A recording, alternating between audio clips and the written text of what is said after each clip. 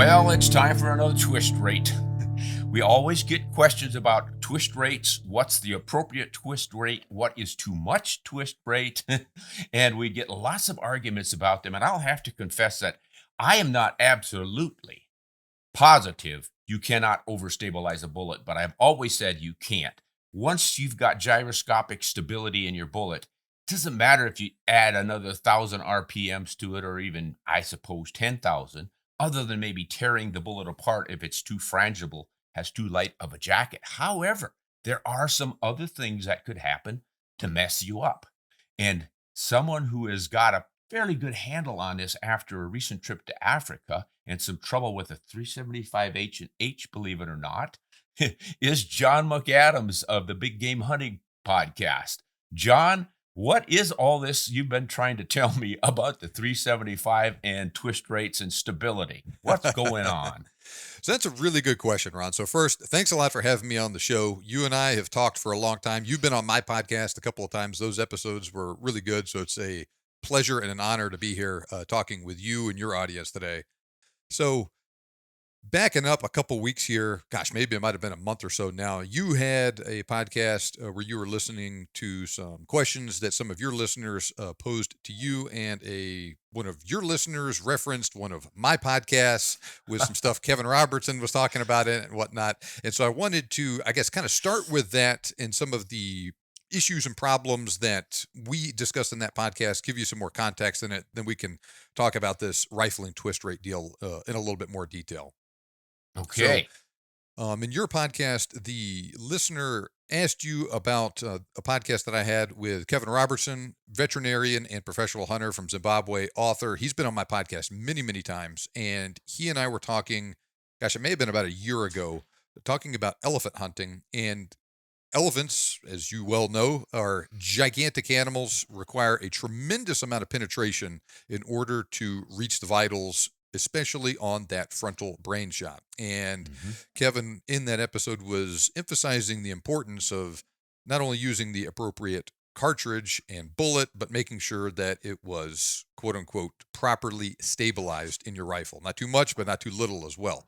And he talked in that episode about the 375 H&H having some big problems with penetration at very, very close range, like inside 25, maybe even 20 meters and closer, whatnot. And things like that are not very common, but they happen sometimes, especially on game like elephant, especially on that frontal brain shot. And so it has to do with twist rate. This is kind of the.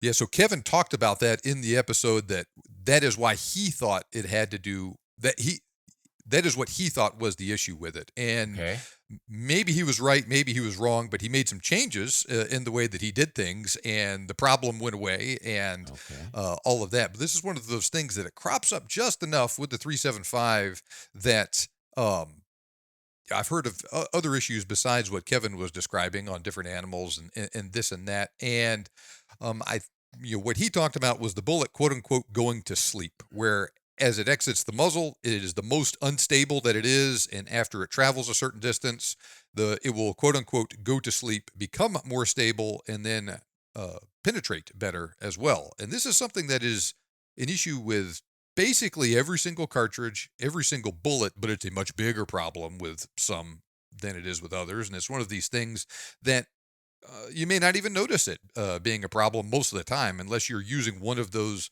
cartridges in particular bullets that is most susceptible to it and at very close range.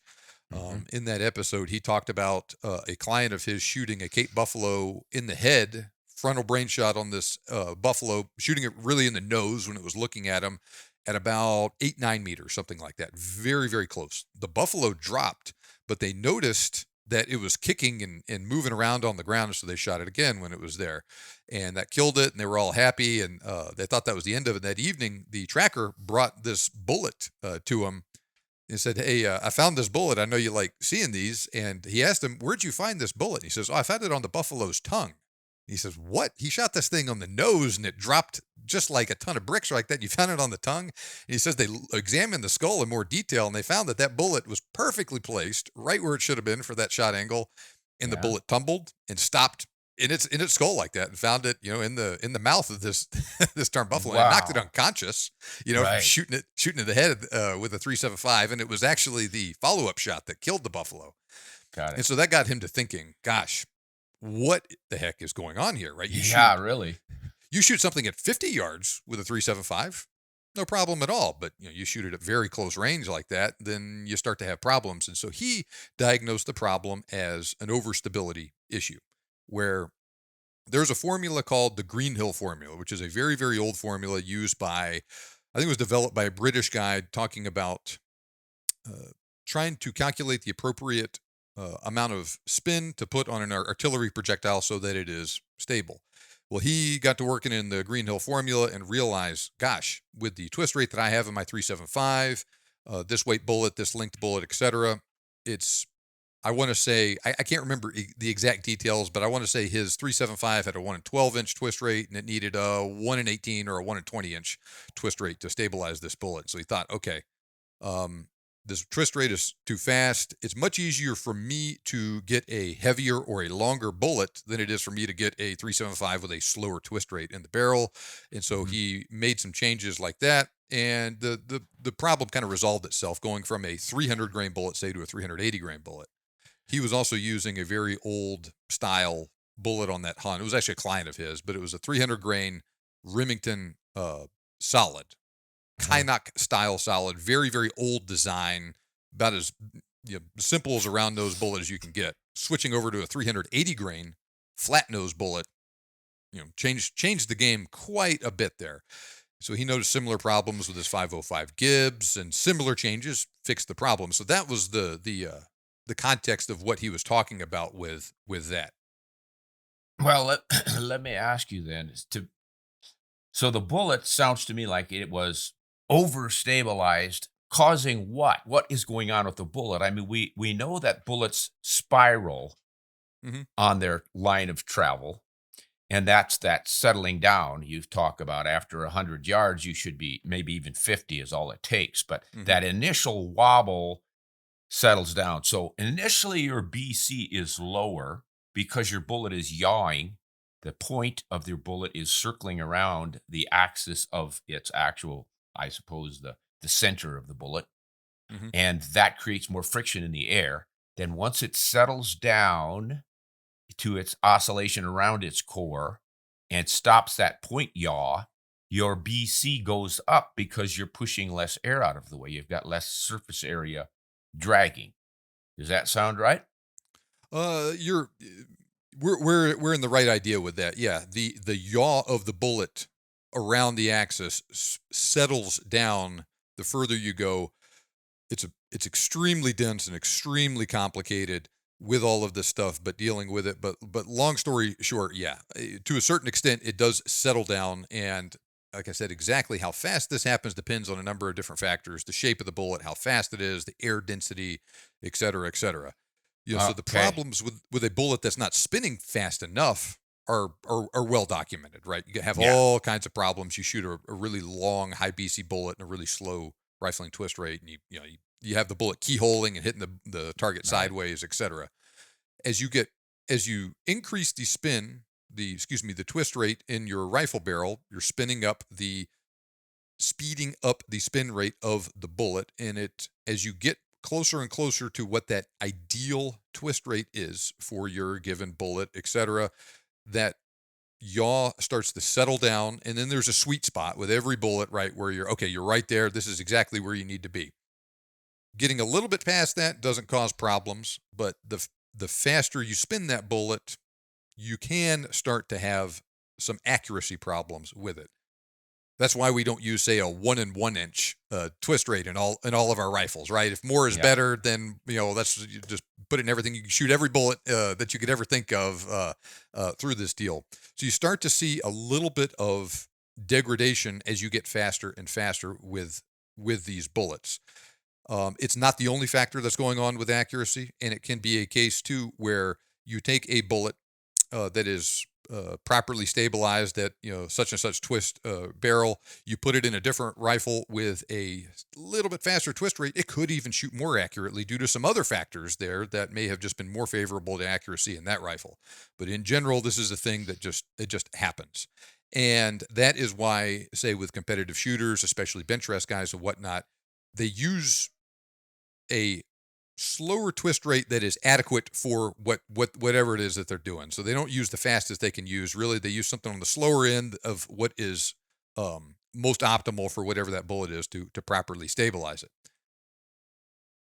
But like I said, this is one of these things that it can degrade accuracy, and it can also cause problems with your terminal performance as well. John, let me stop you for a second. I'm trying to apply this to the average hunter, me. Deer hunting, elk hunting, whatever. Buffalo, elephant once in a while, but mostly we're concerned about what is happening with my 308 Winchester or my 30-06, my 270, my 243, all the common cartridges. Do we have to be worried about this, or is this only limited to supreme accuracy for target shooting competitions and or this tumbling bullet problem with the elephant at close range? I'd say for your average guy with your average off-the-shelf rifle and just factory ammo, it's not going to be a problem, right? You start dealing with problems at the extremes here. So, for instance, you take a regular 270 Winchester and you put, say, that new 165 grain Accubon long range from Nosler in it. It might be stable in your rifle, depending on the accuracy, the atmospheric conditions and all that stuff, but it also might not be, right? That rifle is optimized for 130, 150 grain bullets. Right. At the same time, you can potentially run into problems where, say, you buy a new rifle. Say, I think Browning makes some new X-Bolts that have a faster rifling twist rate in 270. Right. You put a 130 grain soft point in one of those rifles, probably going to shoot fine. But you're spinning that bullet a little bit faster than is necessary. So you might, emphasis on might here, actually have a little bit worse accuracy with that rifle, with the fast twist rate, with that lighter bullet weight than you would, say, with your old 1 and 10 inch 270 Winchester that's more optimized for it. But then again, might not, right? It depends on the rifles. And there's, as you well know, there's 1,000 other factors that go into accuracy here as well. So there's just so many things going on. And fortunately, like I said, the work has already been done for the average guy with all of this stuff, with most ammo for most hunting situations. And it's really these edge situations with really heavy or really light or really slow or really fast rifling twist rates that you can run into problems with this stuff. Yeah. And I'm always thinking of the 30-06 and its reputation for having an incredible span of bullet weights that it'll shoot well and stabilize. And most of the time we say 220 grain round nose will be stabilized in your standard 1 in 10 twist 30-06. But then you can step on down and you're probably getting optimum potential accuracy out of 180 to 165 grain bullet. And the 150 seem to shoot awfully darn well in my 30-06s. But I know I can go down to 130s, and I've had some wonderful accuracy with some 130 grain bullets and even some 125s. Then you get down to the little plinking bullets, 110 grains. Hornady has one, even 100 grain. And they usually have a reputation for being fine for practice and maybe potting small game with a light load. You get the right manual with a hand loading manual that gives you the instructions for the light loads. Don't just reduce any powder. You got to have a specific powder to do this properly. But you can get down around 1,800, 1,500 feet per second with those light little bullets and turn a 30-06 or a 308 Winchester into more of a small game rifle. And it seems to adequately stabilize. So you're going from 100 grains to 220 grains and retaining good stability, good accuracy across that incredible range of bullet weights. So why is it a problem, I'm asking, in a 375 H&H where you're generally looking at a 250 grain bullet up to a 350, you mentioned a 380. That's kind of extreme. The standard is 300. So I would have to think that the standard twist rate of the 375 H&H would be accommodating that 300 grain bullet. And yet I've got some beautiful accuracy out of 270 grain bullets And I'm sure you're going to do the same out of 250s, and then you're finding at 350 and even 380. So that's a pretty good span of bullet weights Mhm. that are stabilized.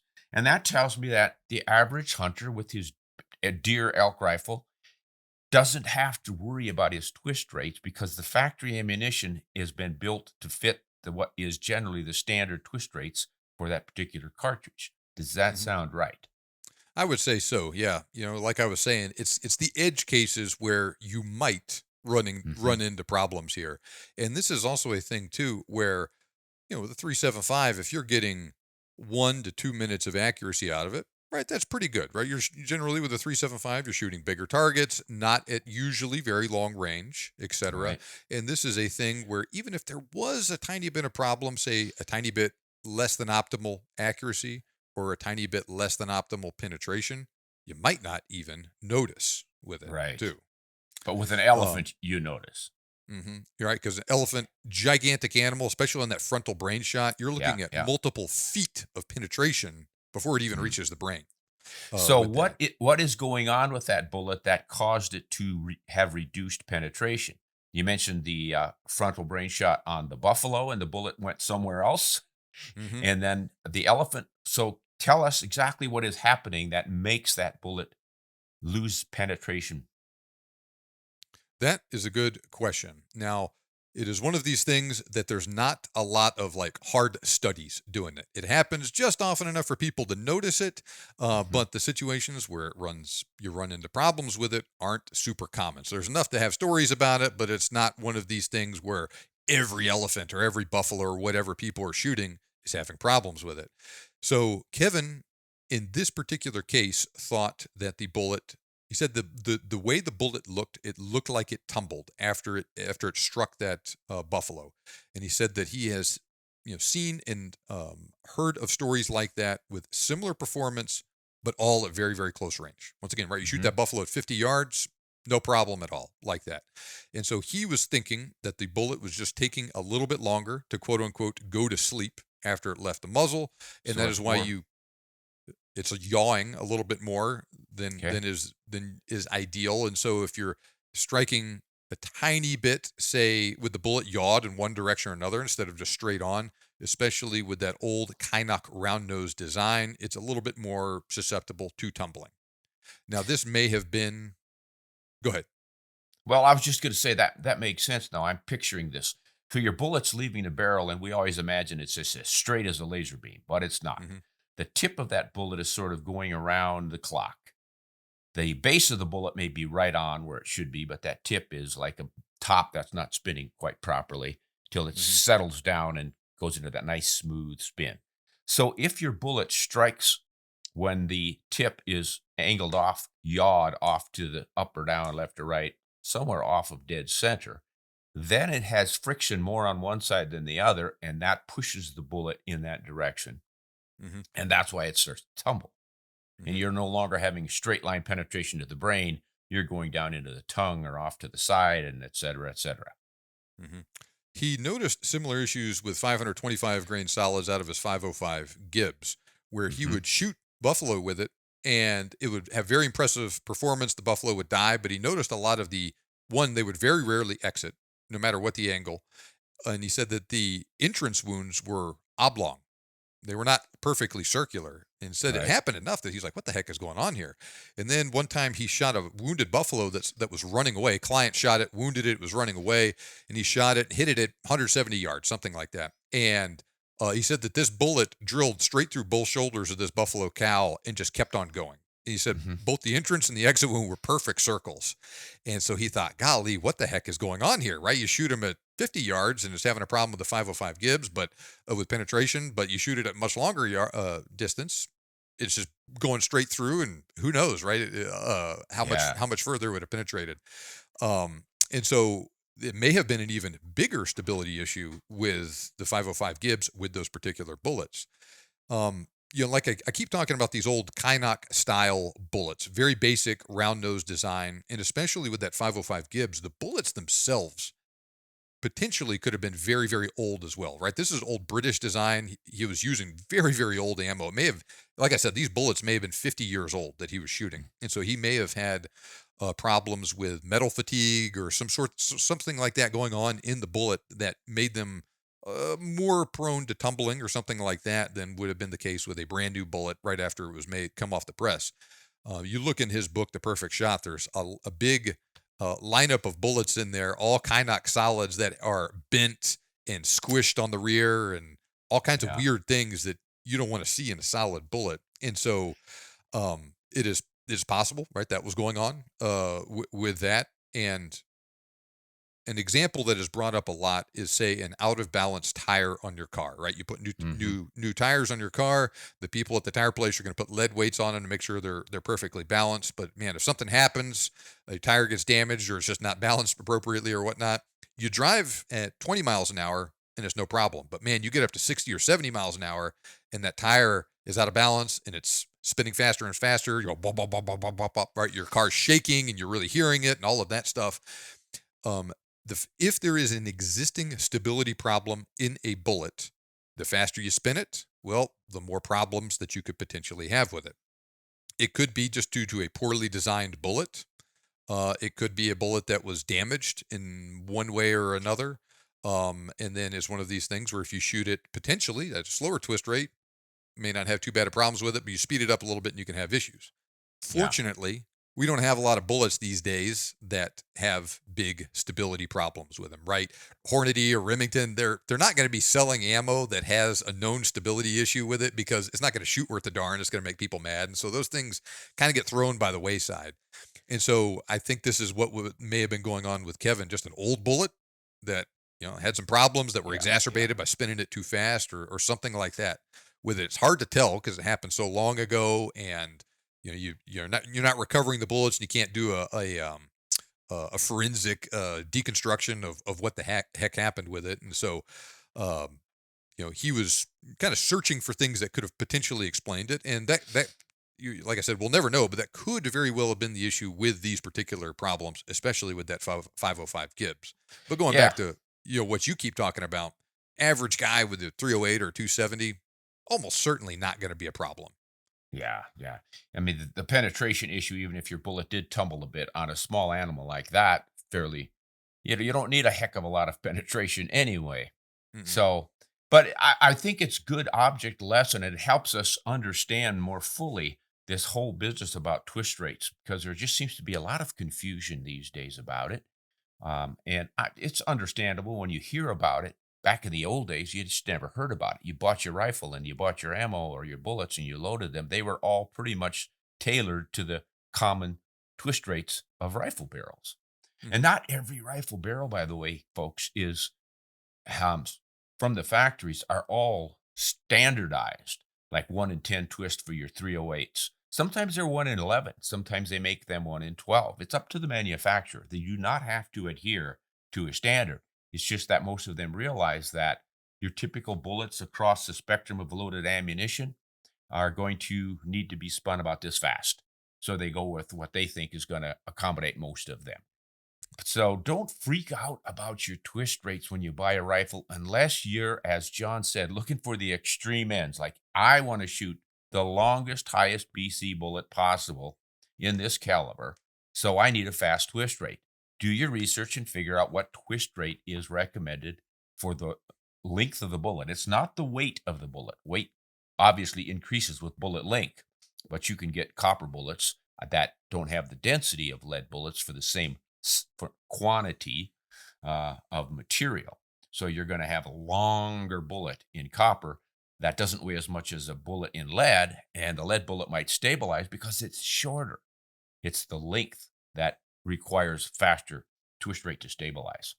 So I don't know. I think, John, we sum this up by saying, don't freak out about it, but do be aware of it. It's a possibility in these extreme situations that might help explain odd happenings like, why did my bullet tumble instead of go in a straight line? Does that sound fair? I would say that's definitely a good way of looking at it, right? If you want to use very, very light for caliber, very, very heavy for caliber bullets, a rifle barrel with a really fast twist for caliber, really slow twist, can become more important, like we talked about with the competitive shooters, where if you want very, very, very high degree of accuracy or very, very long range shooting, or if you want a lot of penetration, right? It's not going to be a problem on a deer, probably not even an elk or a moose, maybe buffalo, maybe elephant, but once again, it all depends, right? I've heard this problem with the 375 on elephant, but I've never heard it with the 9.3. I've never heard of it with the 404 or 416 or 458 or 470. Huh. So it's just one of these things that kind of pops up, and so it's not to say that and even the problems that pop up every now and then with the 375 are just very edge cases, very close range, et cetera, et cetera. And the 375 is a great cartridge. You can do all sorts of stuff with. You just killed an elephant with one, and you had and it was a piece of cake. And right, so and lots of people do. But just one of these things that makes for interesting campfire discussions. And unless you're Certainly. looking at an edge case like that, I would say certainly not something that the average guy needs to spend a lot of time and brain energy worrying about. Yeah. Well, hey, I'm glad you called me on this and brought it up, because this is one of those topics that is continue to be discussed. People are always going to have questions about it. And there's obviously a lot simpler than don't worry about it, get your standard twist rate rifle barrel and go shoot. Because at the extreme ends, strange things can start to happen. So it does pay for us to have a little bit more detail, more information to work with. And I think it's really going to apply to the guys who not only want to do the long range shooting with the really high BC bullets, but anyone who's interested in supreme bench rest accuracy at shorter ranges, your typical 100-yard bench rest shot.